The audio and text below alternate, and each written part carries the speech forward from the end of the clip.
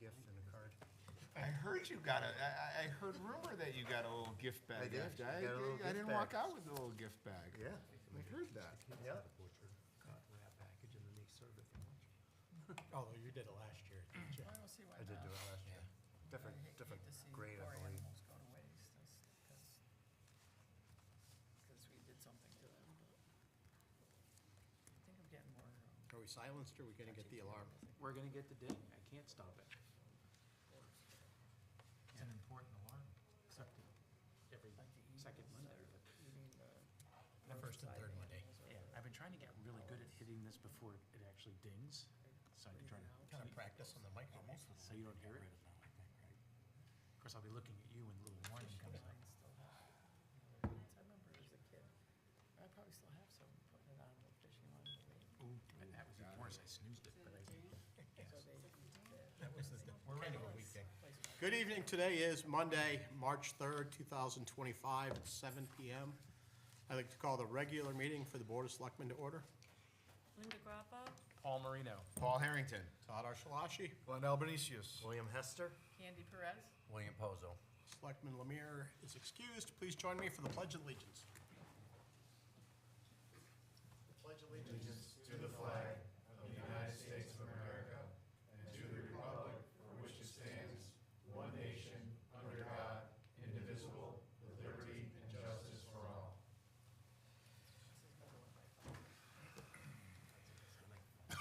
Item 3, agenda review.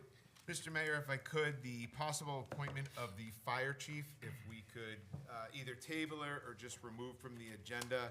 I'll talk about it in my town manager's report. We're moving forward, it just unfortunately with the scheduling conflict, that appointment will not be coming before the board this evening. And we wanted to move executive session order B to A. And that as well, A is obviously gonna take us a little bit more time, so moving the town attorney to the A slot and then reviewing the offers as the B slot. Anyone have anything else? Moving on to item 4, the approval of our regular minutes from our meeting on February 18th. I'll make a motion to approve the minutes. Thank you, Bill. Is there a second? I'll second. Thank you, Linda. Any discussion? Seeing none, all in favor? Opposed? Abstaining. 501. Moving on to item number 5, citizens' comments. The Board of Selectmen welcomes public comments. Speakers be limited to 3 minutes and may speak once this round. Please give your name and address. Who would like to speak? Anyone? Don't be shy. Seeing none, moving on to item number 6, town manager's report. Thank you, Mr. Mayor, and good evening, Board. To start off, the fiscal year 25-26 budget update. Budget preparations continue with the Board of Education figures pending. They are meeting again this Wednesday with hopefully bringing a number to the town manager's office. I do want to discuss Emergency House Bill 7067, if signed by the governor, but I did get some confirmation before walking down that the governor has signed House Bill 767. We will have the option to modify our assessment methodology to start with evaluation of 90% of the MSRP versus the current 85%, with vehicles reduced in value by 5% annually, potentially recapturing approximately $116,000 of the $390,000 loss of revenue that we talked about at the last meeting. With the decline in the grand list revenue. The bill also made corrections to the newly adopted veterans property tax exemption by adding that veterans must be designated 100% and permanently totally disabled to qualify for the exemption. I do plan on obviously having the budgets all to you by March 14th. I know by March 15th it was due to the board. We are going to do it on that Friday. We'll get the budget out to you. But if we could potentially pause right there and maybe have a small discussion, or do you want me to read through the rest of the report and then go back to that? What's the board's pleasure about House Bill 7067? And I can talk a little bit more about what that bill was. And so It was an emergency bill that was presented by leadership on the House side and the Senate side. It avoided all of the committee hearings, and it immediately went to both floors for a vote. And it was done because of the outpouring from municipalities around Connecticut that their grand list was doing the same thing that our grand list was doing, that it was too much of a drop of evaluating the cars at 85% of the MSRP. There were communities that were dropping hundreds, if not millions of dollars of actual revenue that they were getting, currently in this year, that the House and the Senate, and it was the leadership of both the House and the Senate that came up with this bill, and it passed overwhelmingly with a lot of support from both sides of the aisle in both the House and the Senate.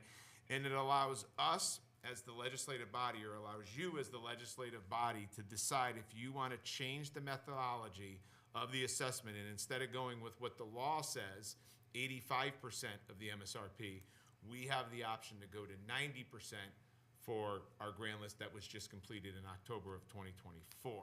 We will need to, not tonight, I'm still going to get some clarifications, but we will need to take some type of action, and then we would need to send that action off to OPM.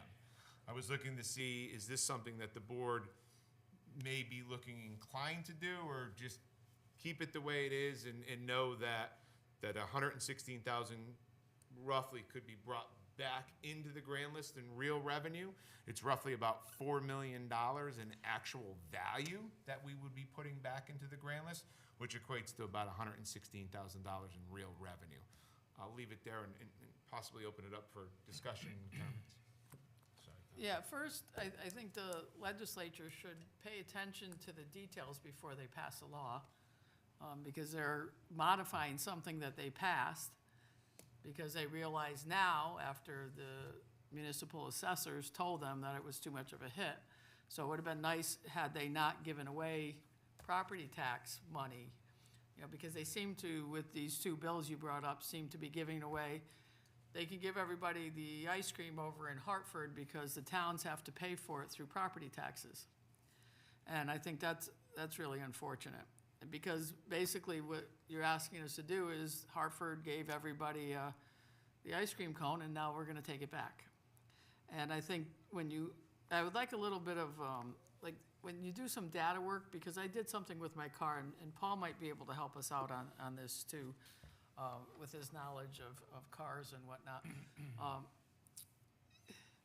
It used to be like depreciated through KBB, right? And all the values, or the NADA and whatnot like that. And I think, didn't the values of cars drop faster using that, like pre-COVID, because COVID threw the market value of used cars out. But will the MSRP of my 2008 car, using 20% of it, be higher than what the NADA and KBB and other valuations would have been on the car? That's one thing that might help in terms of a data point to know what it is. And then I think it's just important people know that if the people that own cars aren't paying the tax, then it will shift more to houses again, or we will be cutting more services. And I think that's another general budget talk we should have before we leave tonight, is because you're going to be putting the numbers of the budget out, and the question is, where does this board want to see it be at? I mean, I could tell you where I think it would need to be at without sacrificing the entire progress in town and employees and whatnot. But the car tax is like just something that was unfortunate and something that now is in our lap to have to fix. And I'd be remiss to say, Selectman Perez, that this is now the second time that the legislators have gone back, because there was a special session last summer to fix the motor vehicle because they realized they had messed something up, and now this is now the second time that they've gone back and tweaked this bill. But I think, and I'm going to turn to Selectman Marino, Paul, when it comes to KBB, the Kelly Blue Book, which was used throughout all the municipalities, when using KBB versus MSRP, which one gave you the higher value? I don't know off the top of my head, but as a car person. So, and again, If they're talking about 85% or 90% the first year, is that what Correct. the bill is? And then Yes. what happens in year 2, 3, 4, and 5? It just keeps going down 5%. If I- 16, the year 16 to 20 is 20%. Well, to suggested a new car and it only, you said 16, year 16? Year 16 to 20 is. Has only taken a 20% hit in 16 years would be, Is 20% of the value. Of the MSRP. yeah, that'd be, oh, so it's dropped 80%. So in- it's in the dropped 80 16 because the years, yeah. MSRP obviously keeps coming So down. KBB and NADA, which is the other guide that Candy mentioned, they're reflective of actual transaction data that happens in the marketplace. Arbitrary 5% a year numbers do not reflect, because certain cars hold their value differently than others. You know, it depends on the amount of supply, and SUVs and trucks hold better than smaller, sedans. So an arbitrary 5% a year is not an accurate reflection, in my opinion. And for years it was NADA, I think, that they used. You go to motor vehicles and they would tell you the value based on NADA, and those were transactions, actual sales that happen in the marketplace. Interesting. And that's what KBB does as well. So Hartford makes their own rules, apparently. And they don't necessarily reflect the market. So like I used my car, and I think it becomes higher, because I used last year's taxes. Well, what's interesting is, and again, I'm unfamiliar with this bill and the last year's session, but what we all saw in 2021 and 22 in particular, when the chip shortage hit and there were no cars in the market, everybody's taxes went up because the average used vehicle went up about 37%. That was the market increase, first time in history that a car you own this year was 37% more valuable the following year. And the taxes reflected that because they were using KBB or NADA to reflect that. And I guess, and I'm not sure what the reason was for that bill, but obviously you can't arbitrarily just say it's 5% a year. So I don't want to speak for what the reason for the bill or what Hartford's thinking, but there are a lot of legislators down there that are looking to do away with the motor vehicle car tax, in that they feel that a Honda Accord in Greenwich, Connecticut, because their mill rates, and I'm making this up because I don't know Greenwich, Connecticut's mill rate, is 13, but the mill rate in Hartford, Connecticut is 65. So the person that owns the Honda Accord in Hartford, Connecticut would pay $2,000 a year, where in Greenwich they would pay $200 a year, and there isn't any, fair equity in that. So, in fact, I was appointed by the governor not so long ago to sit on the Motor Vehicle Task Force. At the end of the day, it's $1.3 billion that is generated by 169 communities. And we ended, and it wasn't many meetings because nobody could figure out how to shift 1.3 billion with a B onto, your homeowners, your businesses. It's an impossible, shifting of that money. So, I think this was an attempt by Hartford to try and, make it a little bit more fair. But in the end, I think they're realizing they really penalized a lot of communities out there with the way that they expect us to assess these cars. Just this alone, and I wish I brought my sheet down with me, but I'll bring it next time when we're definitely dealing with the budget. Just this shift alone could net us an additional, roughly $116,000 in revenue that we were potentially going to lose. We were losing around 390. A lion's share of the loss was going to be because of the new way we were assessing motor vehicles. From 90 to 85. Well, remember, it was 70% of the Kelly Blue Book value. Now we're taking 85% of the MSRP value, not the Kelly Blue Book value of what's really going on in the So marketplace. Kelly Blue Book had taken the depreciation and then you assessed it at 70%.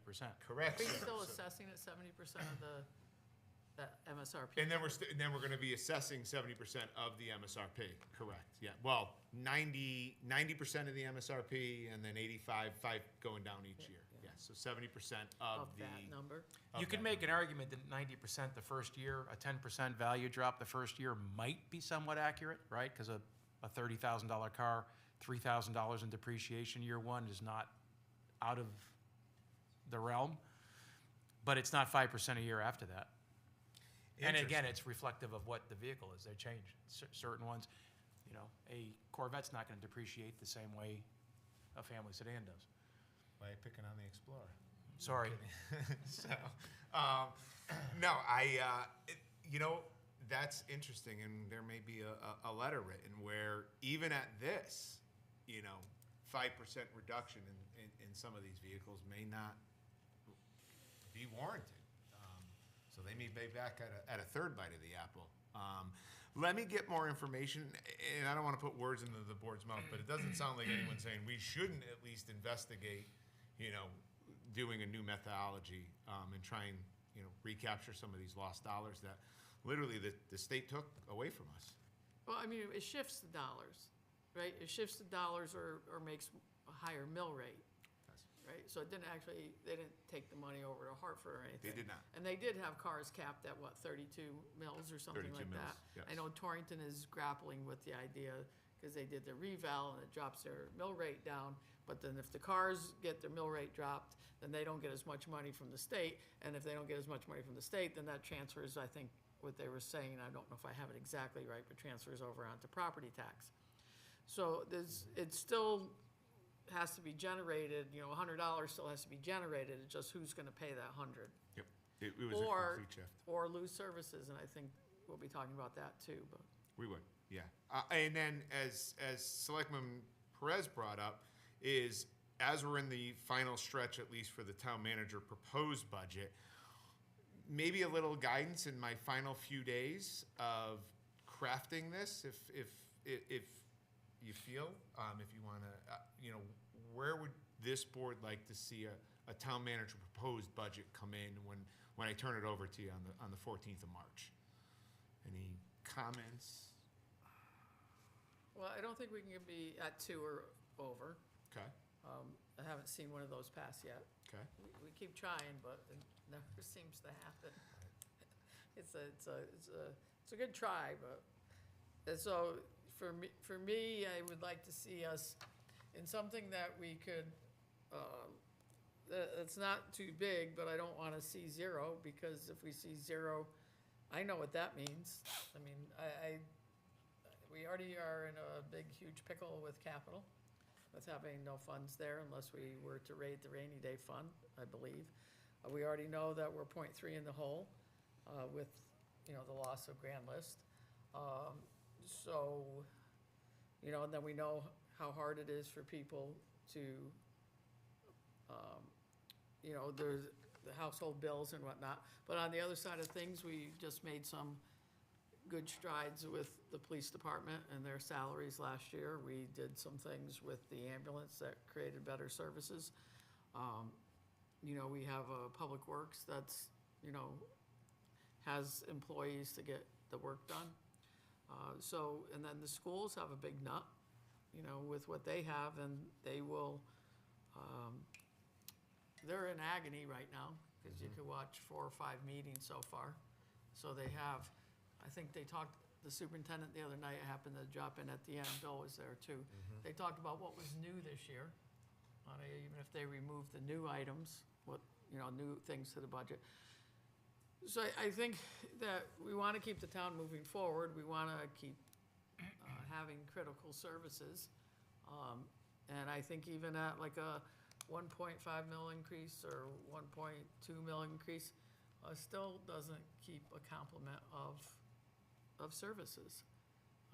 And certainly doesn't do anything in the capital department with any roads or a lot of maintenance or, you know, machinery that anybody might need or improvements to buildings that are needed. So I think this is it's gonna be very difficult. Well, like every budget is difficult, but could be one of the more impactful ones I've been part of. So I'd like to see you in the, you know, in the 1.5-ish on either side of it. And I do want to comment, but I want to leave it open to the board. And Selectwoman Perez brought something up with capitals that I want to make you aware of, because it is an issue that's keeping me up at night. But please, anybody, any other guidance that anybody wants to offer up, or? I think a modest increase would be appropriate. Like Candy said, 2% is probably a little too high, that won't be supported by the residents. But a 0 will put us in the place that we just were at, where we go 0 every year, and we don't improve the things we need to improve. So, you know, something under 2, So 1%, 1.5. you're saying percent, and I think Selectwoman Perez is saying mills. And just so you're aware, roughly, for every mill of an increase, it's roughly a 4%. So were you mills or were you percent? Mills. Mills, okay. Just so we're, because I was like, well. What's the mills in dollars? Is it close to a mil, is it It's about $1 million very like it close was last to $1 year? million. It's, right now, and it changes every day, when you're looking at revenues and stuff, roughly, it's just under $1 million. I want to say $987,000 and some change around. So roughly $1 million. For me, whatever the increases are, whether it's 1 mil and 1.5, and again, we just had an increase last year, but whatever the increases are, they have to be for things that are visible, that are meaningful, capital being one of them. Everybody, we constantly fight this road battle, and we really have to figure out how to make strides in that area. Okay. Anybody else? I just know that it's gonna be a really tough budget year for sure, and a big increase will be back at the voting booth, so definitely what'd you say, Mayor? I agree with the mayor and Candy, with the percentage or the mill. It's gonna depend on what it's for. Right, Okay, yeah. That's what Right. it comes down to. Okay. right. What was the increase last year? So last year, the final budget ended up passing with about $1.3 million of new money that was needed to be raised. Just under a 3% tax increase. So it was 1.3 mils, 1.3. 1.2. Yeah, right. And most of that, I believe, went to the schools, am I correct? No, a lot of it, no, I believe it was just under $1 million, and I believe it was 500 for the police department and 300 and something for the, 200, 250 for ambulance, and then some Yep, for the schools. Wasn't it 960 to the schools though, I think? Well, Yeah, but don't forget that we also created more revenue through taking the assessor rate up higher, what's that called, collection rate. the collection rate went up. We also put in the audit firm that was gonna bring us in more funding. So we also pushed the interest rates, the interest we get from banks, the money from that, we pushed that number up higher. So the revenue numbers went up higher to meet the spending needs, but the mill rate didn't go up because we filled it in with at least, I would say, $700,000-800,000. And the capital came from $2 million out of the fund balance, and not any capital came from the operating side, which is property taxes, current property taxes. So, because that happened to make everything work, there is no money in capital right now from property taxes. So the only place it can come from is from the savings account. But last spring, and I asked Paul for these numbers because I couldn't remember them all, we took money for a furnace and we took money for the next gen for the police out of the savings account, which is over 700,000 altogether, something like that. Roughly, yeah. So that money already came out. We put 605 in from the audit, so we're kind of like where we were, so.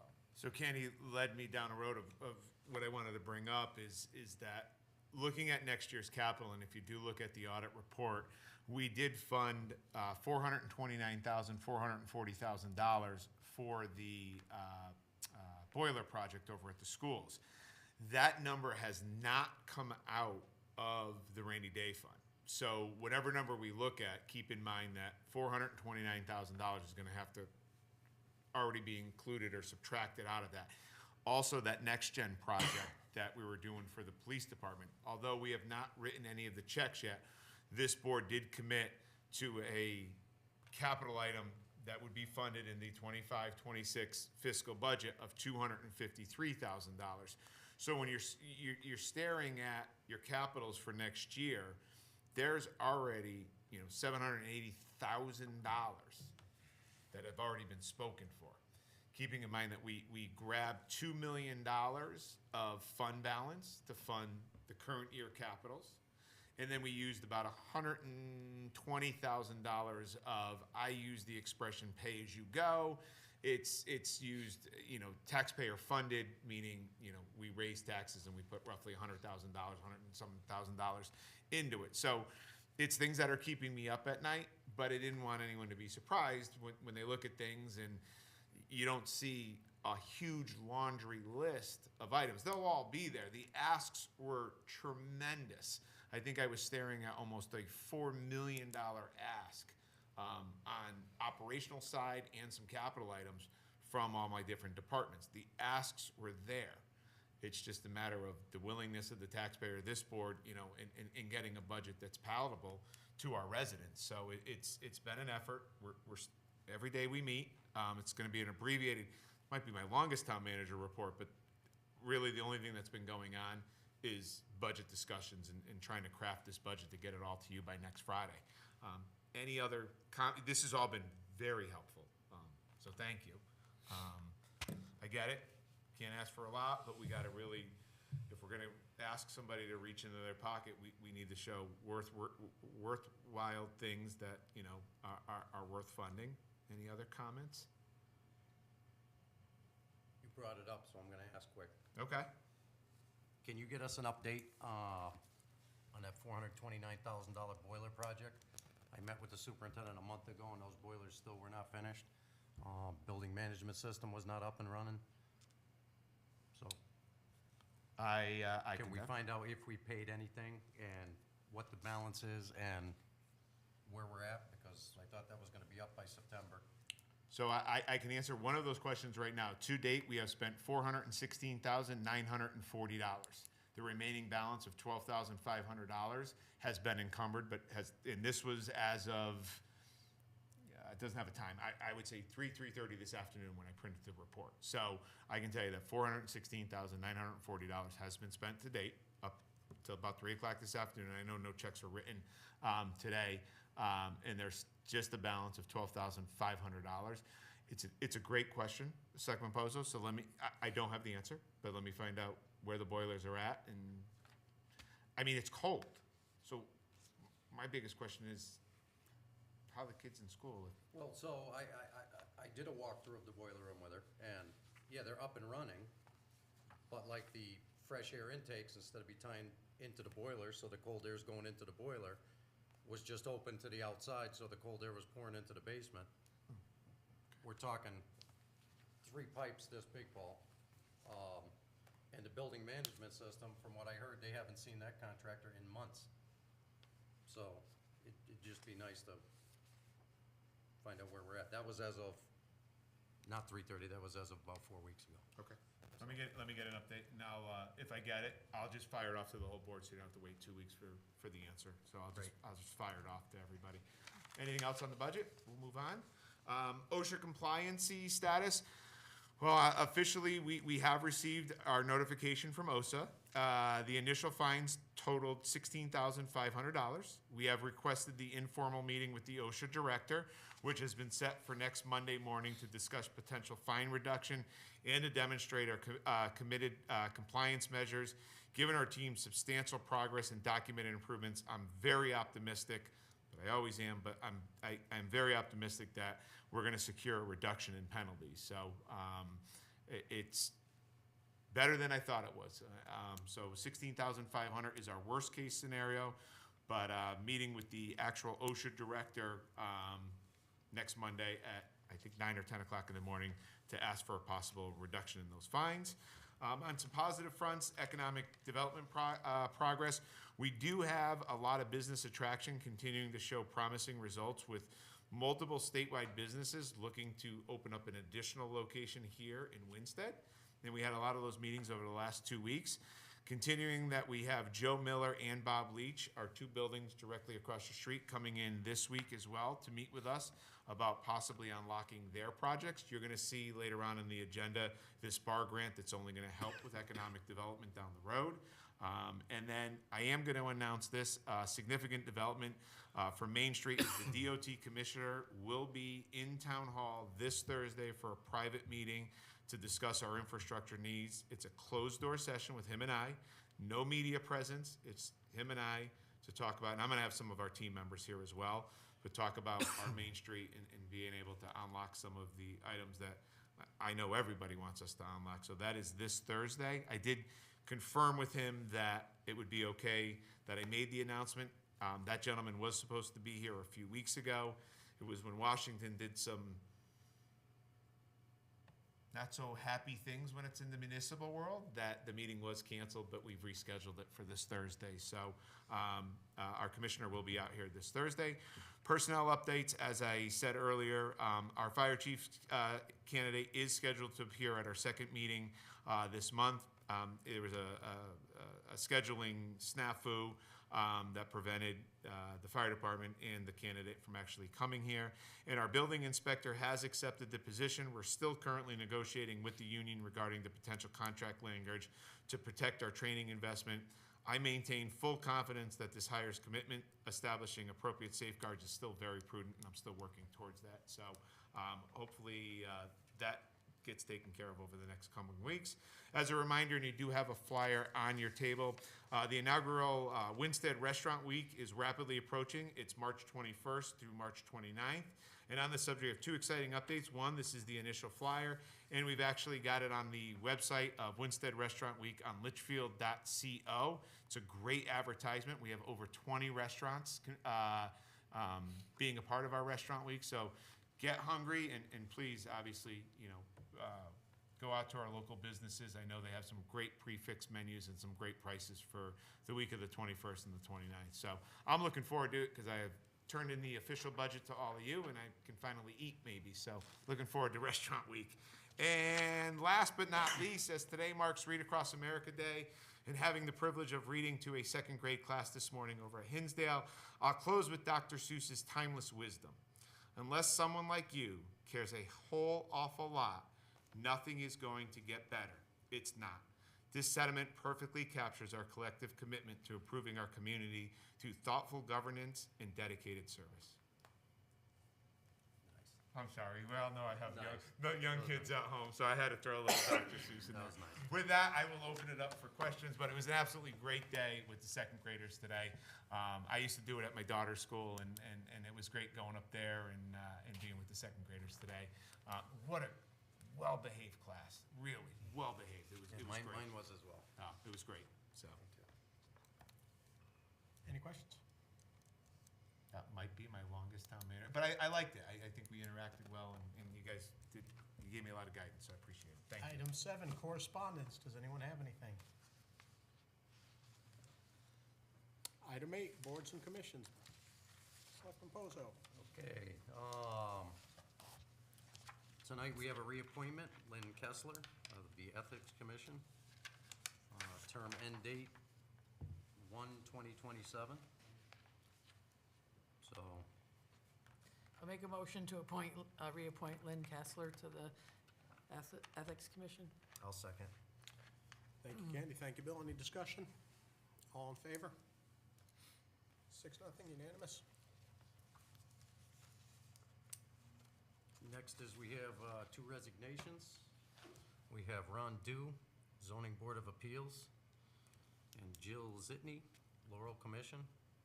Thank them for their service. Moving on, nobody in consideration. And we have two nominations appointments. Christopher Bourne for the Economic Development Commission as an alternate. Term end date 4/2030. Motion? Make a motion to appoint Christopher Byrne for economic development. I'll second. Thank you, Candy. Thank you, Linda. Any discussion? All in favor? Unanimous? And one more nomination appointment, Selena Collier, Laurel Commission as member, expiration 2/2030. I'll make a motion to put Selena Collier on the Laurel Commission. Thank you. Is there a second? I'll second. Thank you, Linda. Any discussion? All in favor? Unanimous? And then just so we know, there's many openings across a lot of the boards and commissions. I'd just like to report that I created a flyer, and we've asked some people to post them throughout town for the inland wetlands, which had the 3 openings. So we made a flyer trying to attract people from other areas in town, and then hoping that we could find more people, but. I was gonna get on my soapbox tonight as Yeah, well. but, I mean, we post it, right, so it's been posted on the Town of Winchester page, and some of us have posted it in other places too, so it's, the more we post, the more we can get out there, that maybe we can find somebody that would be interested. Because I think it's good to have a cross-section of town. Definitely. And they have some Herculean effort coming up with the tree, deep drawdown coming up as well, so, you know, if you're out grabbing a sandwich or coffee, restaurant week, please talk about inland wetlands and see if we can get somebody. That's it, Bill? That's it. Item 9, unfinished business. We have nothing unfinished currently. Moving on to new business. Item A, 25-07, proposed line item transfers by the Director of Finance. And the town man, so I'm gonna take that, obviously. So in your packet, obviously, shows a transfer in the amount of $25,400. What we're looking to do is, I've heard, obviously, the complaints from last summer, met with, obviously, the police union, and wanted to, obviously, get more officers up on the lake this summer. One of the things that the officers said why they weren't taking the shifts was they simply felt that they didn't have the training in order to adequately staff the lake. What this moving of money, transfer of money does, it does now get our officers trained up on boater safety. I'm gonna get a few of the items. Personal protection, equipment and communication, boat preparation, towing, launching, and retrieval, routine care and preventative maintenance of the boat, solo patrol preparation, boat operating and handling, emergency response, techniques for single officer patrols, and enforcement stops and inspections, interception and stopping compliant vessels on the water checks. This is an agreement with the police department that once they get the training, we will have officers out on the boat this summer patrolling the lake. So before you tonight is a transfer between a few of the line items, ultimately ending up in the training and education line item to get our officers trained to be up on the lake. Just one question, and this request comes in from the chief, right? Correct. Because when we, there are certain requirements for like range time for the officers. I presume there's plenty of money left for that after this transfer?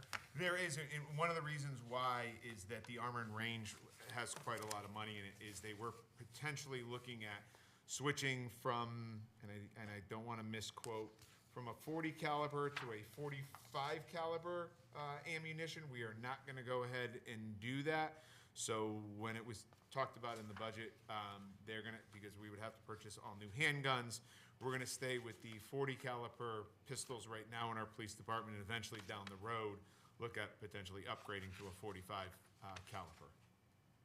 But all of the officers will meet their state mandated training in range time and being at the range. Okay. So it's there are 6 students. I just was reading the course and the class size, up to 18 students, a minimum of 6 students. How many officers from? I believe there's going to be 8 officers that take 8 from our town? From our town that takes the safety, or the entire course, because it's not just a safety course, which you'll note, just a simple boating training is $130. This is a much more advanced training, NASBLA training. So they'll do their routine work here down on Main Street, and then this will be extra? This would be extra, so we will be looking overtime? to staff that Not necessarily overtime, because when we get to the summer, we should have all of our training officers now fully on duty. So hopefully, we won't be looking at overtime shifts at patrolling the lake, but it'll just be a regular shift that we will schedule up there. I praying nothing goes wrong, we don't lose any more officers. I think it's great that they're getting trained, and it's great that we'll have patrols up there, but it'll be 10 weeks. 10 weekends at least, right? Maybe a few more. I'll just leave out a few for weather. So we'll be spending quite a bit of money on this training, and if we spend money on the training and they don't go out onto the lake, then we will have spent a lot of money to not do anything.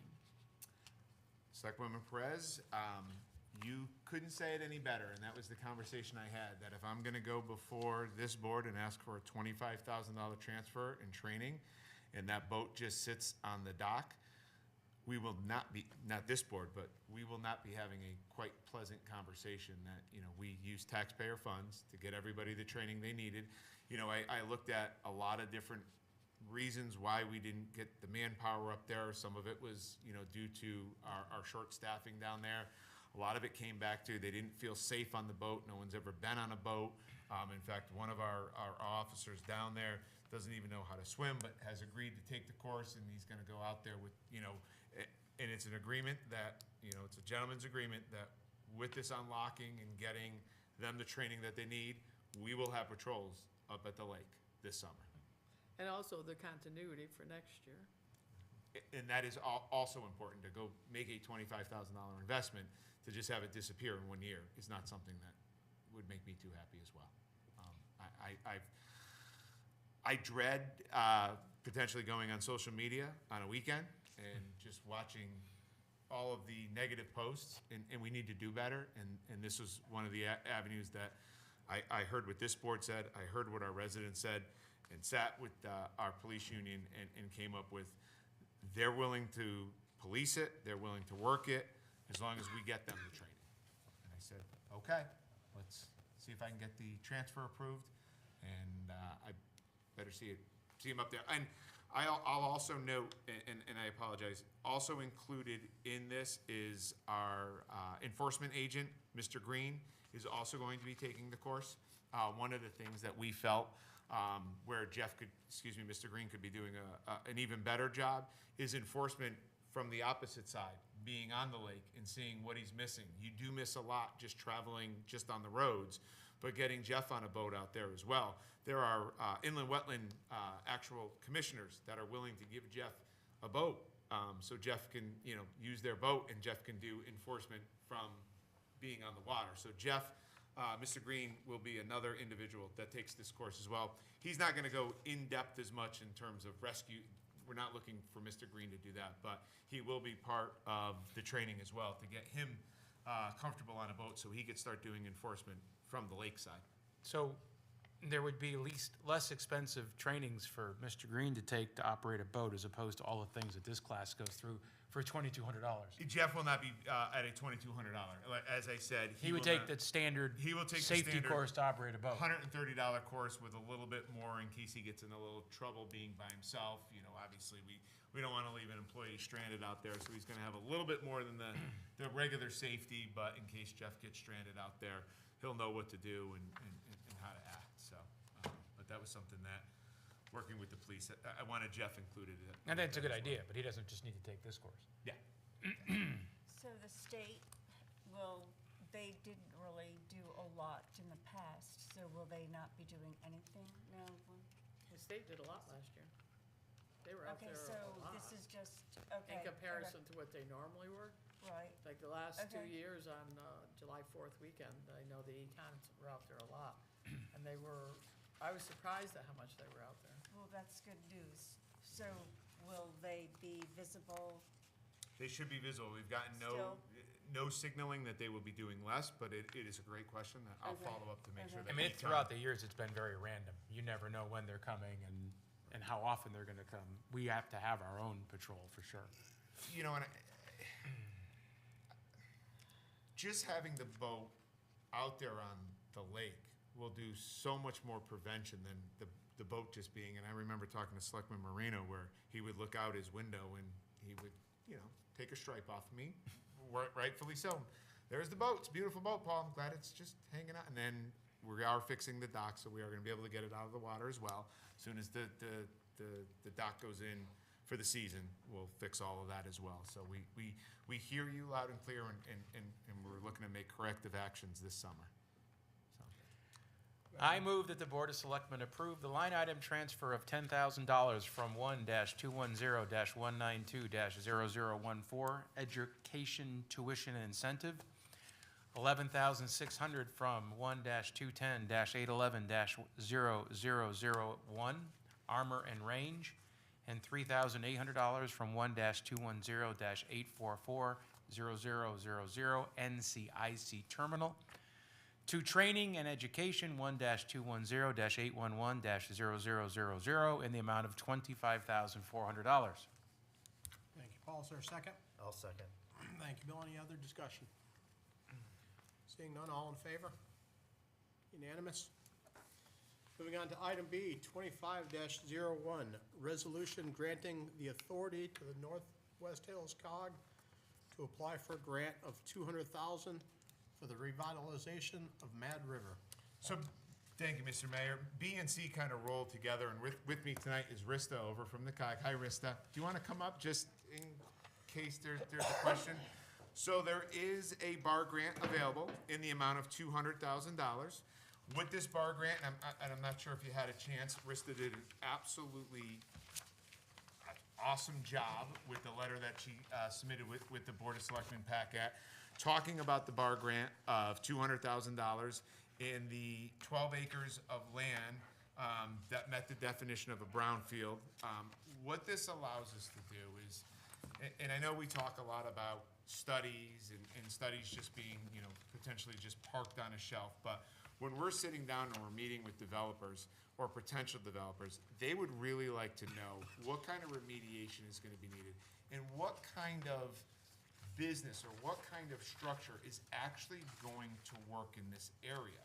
So what this $200,000 bar grant, planning grant does is it gives us all of the information that we're going to be able to use to market those pieces or to the existing owners of those pieces to say, this is all it's going to take, and you could have a very viable business, whatever it may be, in order to unlock all of the great economic potential that these 12 acres have. Rista, did you want to add anything? I know I took a lot of the good stuff away from your letter. No, that's a lot of it. I think the other benefit of having a comprehensive plan, and it's an implementation plan, so it's not just a visionary plan. It's going to be very much of an implementation plan. But if developers or property owners or investors come into your community and they don't have any confidence that they're going to get a return on their investment, they're not going to invest. And if you just look at these properties as a whole and you don't see the big picture, you don't see any investment, you're gonna not have a lot of confidence. So by having this overall plan and saying, this is what our vision is, this is what steps we're taking, and everybody's on board with that plan, I think will go a long way to improve confidence in investment, and people will want to kind of get in on the first step, where their dollars will have the biggest impact. And I think, that kind of investment also will guide the town for priorities of what's needed to attract the investment we want. We take a little bit more control over it. So it's something that's in line with our bigger goal of the community and how we want to see grow, in turn, getting more grand list dollars from those properties. So I'm just really here to answer any questions that you might have from the memo or anything else. Yeah, could you talk, I know we had talked not too long ago about how doing something like this unlocks further money down the road. Yep. So, when you have a investment, or have a plan, if you want to tell your story, you need to have a plan, and you need to be able to tell that, and the state and federal governments can then get behind it, and they can continue to invest in it. Once they've invested in your property, they're committed to it. They think it's a good idea. So they're helping you with step one. If you need help along the way in step two and step three, there's other funding out there that can be unlocked, especially with the brownfield remediation grants.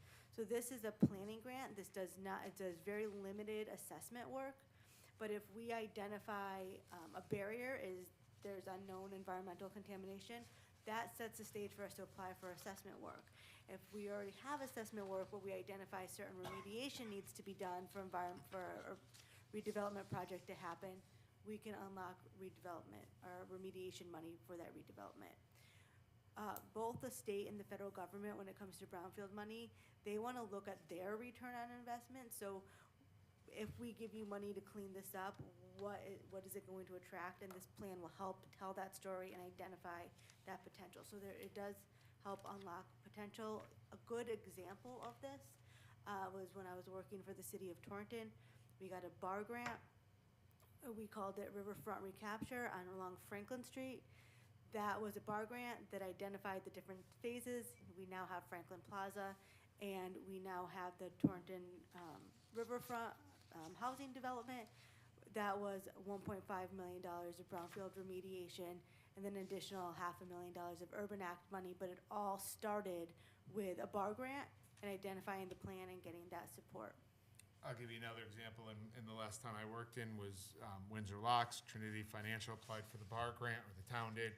It was given $200,000 ultimately, and I love that the state is doing this. And I don't even know if you may know this, but the state then gave Trinity Financial $2.5 million to remediate the land, but the work must start before the end of 2025, or they lose the $2.5 million. So the state's getting really smart in that they're not going to allow the money to just sit out there forever and let these developers, well, they're making these developers say, you want the money?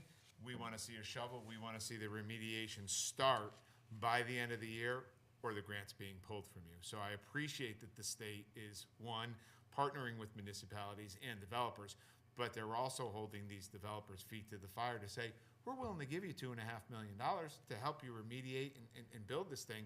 You just need to get your shovel in the ground before the end of the year and be done within a year of that shovel hitting the ground. I love that the state's doing that. I do too, and further to that, they're making them, they're putting a lien against the properties to make sure that those developments get done. So if you're gonna promise this development, we'll help you get there, but you must do it. So it helps us at the local level, to talk to developers and to talk to property owners to say, hey, listen, we can help you overcome your hurdles, but have those realistic conversations of what are they willing to do and not do. And then the state's helping us make sure we hold their feet to the fire. So the planning grant doesn't have those strings, but by doing the planning grant, it helps us guide the developers so that they can then commit within a reasonable time frame, meet the criteria of the grant, and open up other dollars. Any other questions? I know that that's kind of an eyesore across the street from the town hall and our Main Street, all those properties. So I think this is something excellent that's coming down the road. And the other thing is the 20,000. I was going to say, before you guys take any action, I didn't want you guys Of to get course it's sold gonna on be the money. grant and then me not to be like, wait. There is a second part, which is C on the agenda, which is there is a 10% match, which is $20,000. Yep. The second sheet, as you know, when we apply for grants, we lock money, we ensure that we have the money so we don't run into any issues down the road. As Tom likes to say, this capital improvement account, although is an expense account, it's really a revenue account, because this $20,000 is gonna unlock $200,000 worth of work, and then potentially down the road, if there's more money that needs to be invested for a match, it could unlock millions of dollars. So the two items in front of you is a certified resolution allowing the NHCOG to go out on behalf of the town to apply for this bar grant. The second resolution is taking $20,000 from the capital improvement account, the numbers listed, to use that as a match for the $20,000 that's required. So I didn't want you guys to be sold on the COG applying and then me hitting you with the $20,000 price tag. They work together, but that's all the information. And I'll also just say with the match and with the investment, you know, if these properties would be developed in the natural market without the town intervening, they would have already been redeveloped. They've been in this condition for a very long time. And the longer they're in this condition, the lower their assessment goes, the less taxes we get, and it's just kind of negative. By investing this $20,000 to unlock the $200,000, ultimately, it will spur the redevelopment, which will increase the assessment, and the $20,000 will come back in grand list growth. So it is an investment to help move these properties along. Well, it also will require, after this, it's going to require some sort of investment of the public from either the state level or from us. So this is just step one if these buildings are going to move. Because I haven't seen anybody come that hasn't wanted public money to do something to make them move, because otherwise they're upside down, underwater. So while we're developing this, there's other pieces and other parts of town that I think we should take advantage of with the new planning consultant that we have here in town for a while until we can figure out what's happening in the planning area. So I think that while this is running, I think there should also be some other planning done in terms of whether it's in the industrial park with places that aren't operating anymore, whether it's on south of Rowley Street and buildings that are or places that things could be done. Like I drove through Torrington today and I knew it was happening, but I used to live up by, on Highland Avenue, used to drive by the Hotchkiss Brothers all the time, or people that went to P. Sam's a long time ago, and it's empty. Yeah. They took it all down, or if you look at where the Torrington Company is, it's down, and now it's going to be, something new that's going to redevelop in there. And so I think that Torrington is a really good example of investments that have been made, and more investment will have to be made. It's not stopping at the bar grant. There will need to be more going forward. And I think that anything that we can do to help with any of this and get any of this planned, because that's what the problem is for our budget. It's not a spending problem, it's an economic development problem. And this has been said for a very long time, and it will always be said by no matter who's here, so the more we can do to help it. So with that, I would make a motion that we approve the resolution granting the authority to the Northwest Hills Council of Governments to apply for a grant of $200,000 for the revitalization of Mad River. I'll second the motion. Thank you, Candy. Thank you, Bill. Any further discussion? All in favor? Unanimous? Second? And then I make a motion to approve the resolution authorizing the use of grant matching funds for the Northwest Hills Northwest Hills Council of Governments Brownfield Area-Wide Revitalization Bar Round 1 application of $20,000. I'll second that one too. Any discussion? All in favor? Unanimous? Thank you. Thank you, Rista. Thanks, Rista. Moving on, possible action on letter of engagement and fee agreement regarding Century Holdings and the town of Winchester. Sorry, Mr. Mayor. Before the meeting, and I apologize, it wasn't ready for your packet, we do have Birchman and Moses. If you remember that Centurion Holdings, also Hartford Hospital up the street, is trying to create their building as a tax exempt status, meaning they would not be paying taxes to the town of Winchester. Our town attorney has put up a very valiant effort so far to date, but when you're fighting big corporation, you have to go and fight even harder. Mr. Nelligan's recommendation is to bring in Birchman and Moses, PC out of Canaan, Connecticut. Out of Westport, Connecticut, right? Westport, Connecticut. They have actually teamed up with South Windsor and with Westport as well to join in the lawsuit that Hartford Hospital is trying to create tax exempt statuses for their hospitals that are located in their towns. This firm has the wherewithal, the knowing, and has had very good results in past practices of large corporations coming into municipalities and looking for tax exempt status. This particular law firm has had victories in the arena of keeping those taxpayers on the rolls and allowing us to continue. If you remember, that this particular entity did come to the town and say, we're gonna be one of your largest taxpayers, to then a few years later to tell us, oh yeah, we don't wanna pay taxes anymore.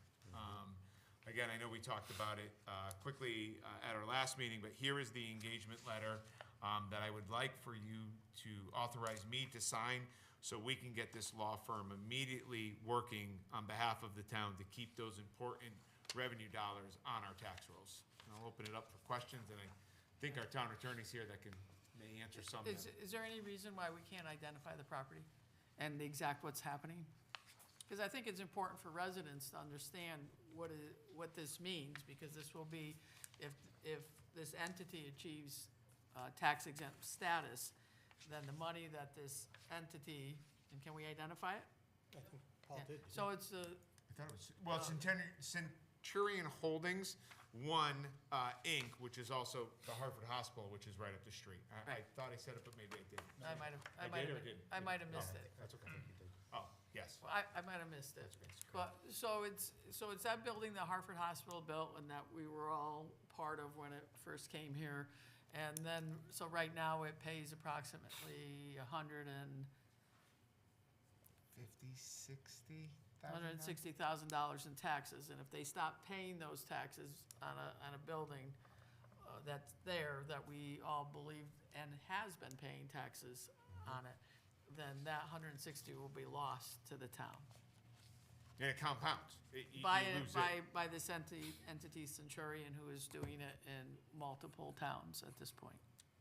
That is correct, and there is some case law. There was a case that was settled recently at the Supreme Court, a little bit different than ours, but I know our attorney and now this new law firm feels that we have very stable ground and that we have a potential to win this case. I will say that when you're dealing with Hartford Hospital that has unlimited funds and millions of dollars in the bank, we have to bring in our experts. No offense to Kevin, I don't think it's any taken, but this is a firm that deals with tax appeals, and this is their specialty. We're talking real money. It's $160,000 of our money that funds our police, our fire, our teachers. We need this money. You know me by now, I don't like to come before this board and just willy-nilly spend money, but when we're dealing with $160,000 and then some a year, that was, and I'm gonna say it on the record, promised to us by this entity when they built this thing. Well, I'm gonna dig in, and I think this board hopefully follows my lead and digs in with me and allows me to authorize or to sign this letter to employ Birchman and Moses to fight on our behalfs. Other questions? Do you have a motion? I'll make the motion to engage in a letter of engagement with the fee agreement with the Centurion Holdings versus the town of Winchester, town manager. What I missed? You gotta, Do with Birchman. Birchman and Moses. With just Birchman, this- with yeah. Birchman and Moses. Thank you. Second. Thank you, Bill. Thanks, Paul. Any further discussion? All in favor? Unanimous? Moving on to item 11, executive session. We have two items for executive session. First, Hefner versus the Town of Winchester tax appeal, taking with us the town manager and town attorney Kevin Nelligan. And the second item for executive session is reviewing offers of sales for town properties, 269 Walnut Street, 99 Hubbard Street, 48 Bridge Street, 124 Rockwell Street, 19 Hill Street, 50 to 52 Cottage Street, 104 Norfolk Road, 109 Marshall Street, taking with us Town Manager Paul Harrington and Realtor David Satarana. Can I have a motion to go into executive? So moved. Second. All in favor?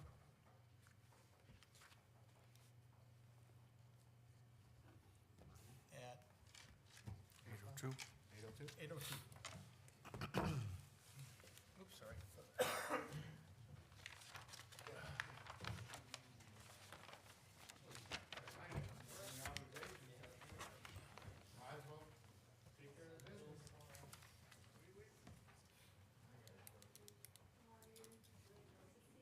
Yes, sir. And then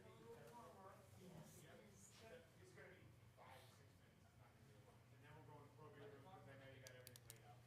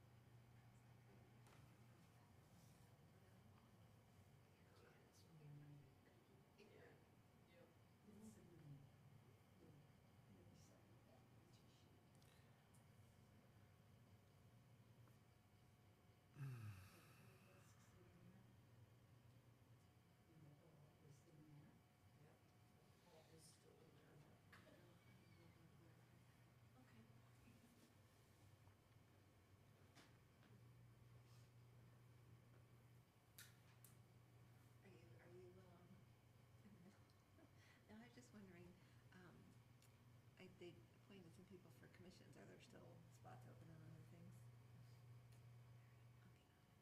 Yeah, actually, you can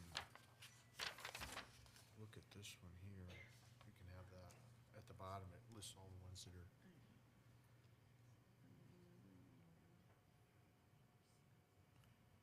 I know, I just got Selena to, and then I ditched her. yeah, So these are vacancies, okay, architecture. yeah, you can hang on to that, and if you need to know any of the chairmen, I can Yeah, get your names and numbers to, reach out and talk to them. Yeah, I think the historic is full because Deirdre Takara said something about that, but I guess it's full. If it's She's not on here, I don't, It's the architectural review, which was my original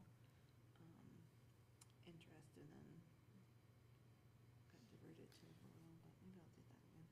yeah, I'm and, gonna go to a meeting. and- Oh, it meets on a. and architectural is the appointing authority is planning and zoning, it's not the Board of Selectmen, so, Okay. Oh, okay. um, Yeah, so Resta and that group and Adam, right?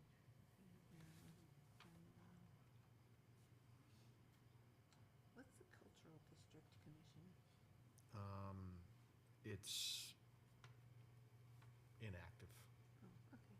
I think they've got 3 members, and I don't know if they ever met. I'll have to look that up. Listen, I'm trying to, I like to do hands-on stuff. You know.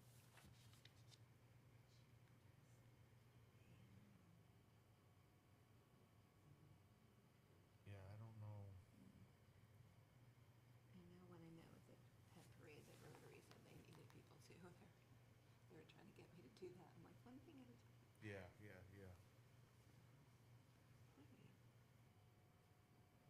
Alright. I'll look. Yeah, hang on to that, Oh, because, you sure? Okay. yep, Alright. that's an extra one. Alright, I'll let you get back to you.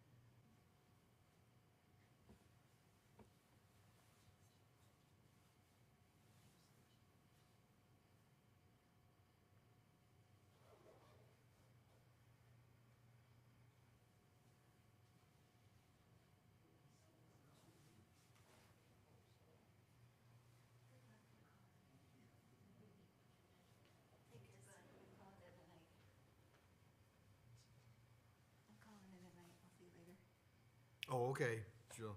Good night.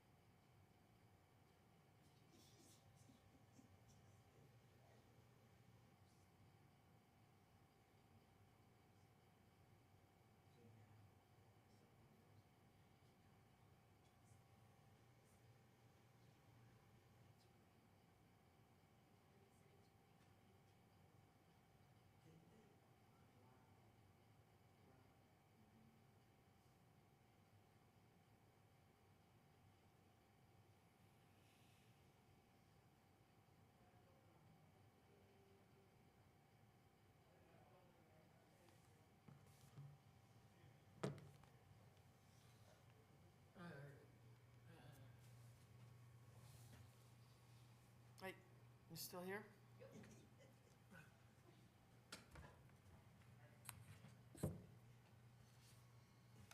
Piece of cake.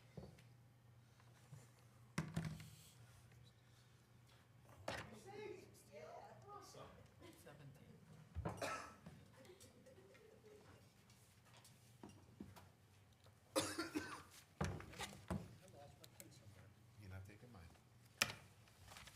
Oh, it's one of my good RRDD1 pens. Oh, come on. It's cold in there too. I want to go back to the blue room Okay, and warm up. Goldilocks. Paul.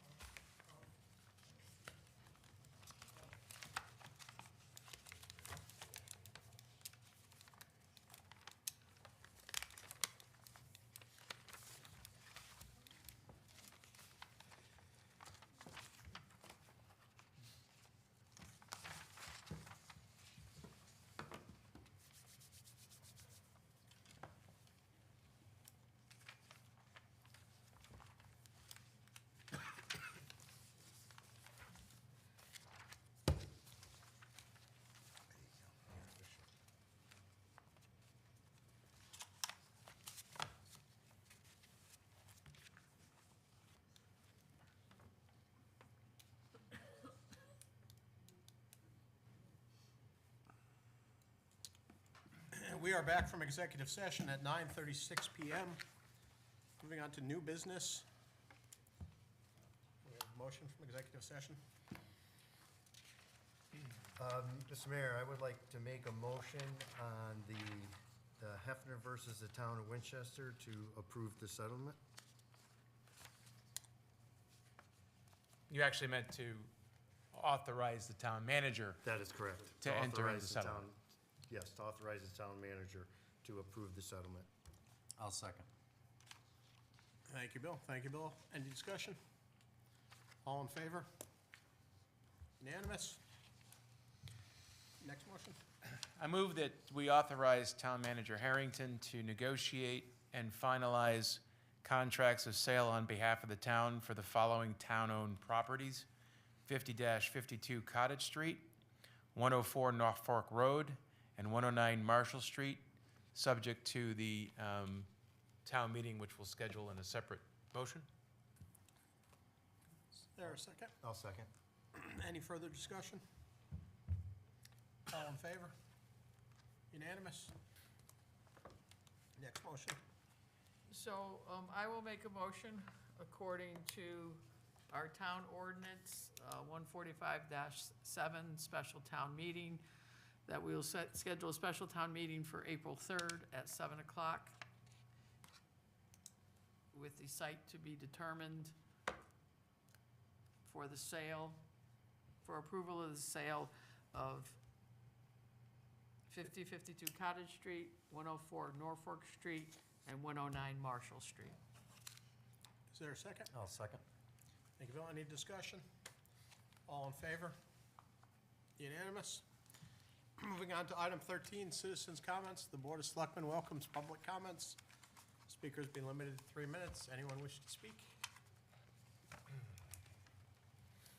Item 14, Selectmen's comments and reports.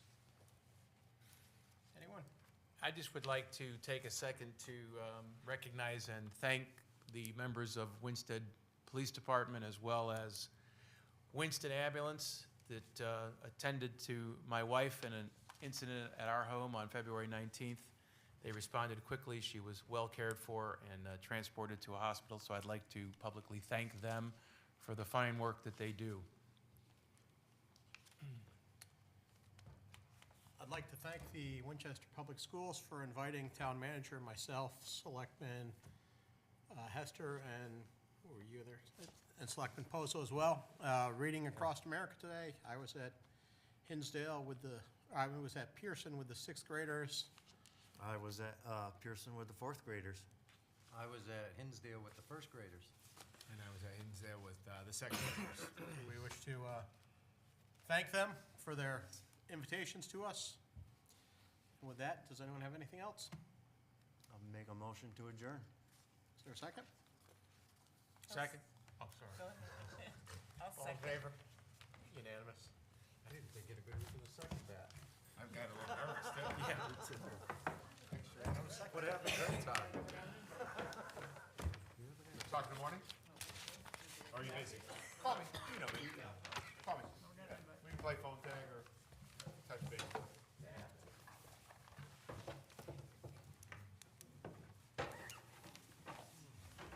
Guess I missed it.